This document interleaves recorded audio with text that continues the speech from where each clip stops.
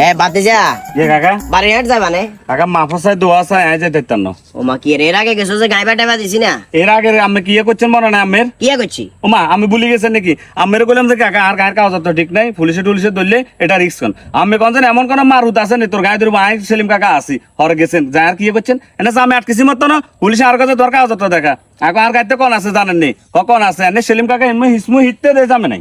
আরে বাবুরে ঠিক আছে এটা গেছি কই পুলিশের আই ডরাই হয়তো বা তোরে টাস করে কথা একবার কই দিছি আর এবার আর সমস্যা হইতো না গিয়ে কইছি বুঝছছে জামু কতক্ষণ ভালোবাসার মানুষ যারা আছে এগুলোকে দেখা সাক্ষাৎ করে চলিয়াম ভালোবাসার মানুষ মানে আমি কি উদ্দেশ্যে জান ওই যে মূলত নবাব বিরিয়ানি নামে একটা রেস্টুরেন্ট উদ্বোধন হবে গিয়ে কইছি বুঝছছে আগামী 19 তারিখ রোজ রোববার মূলত আই হেঁটে যাম আই আসিনি হেডে লগে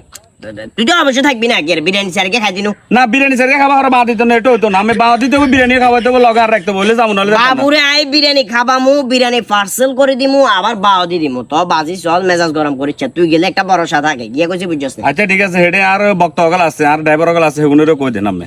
আসসালামু আলাইকুম বারোয়াট বাসী আছেন না ভালো আছেন না ওই আগামী 19 তারিখ রোজ রোববার গিয়ে কইছি বুঝছেন না বিকাল 4টা বাজে বারোয়াটের মাঝখান দিয়ে রামগড়ের রোড একটা গেছে না ওই রোডে আন্ডা মূলত থাকবো আগামী 19 তারিখ রোজ রোববার বিকাল 4টা বাজে আপনার গুলোকে দেখা হয়ে যাবো সালাম আলাইকুম ঠিক আছে ওকে উঠুন উঠুন উঠুন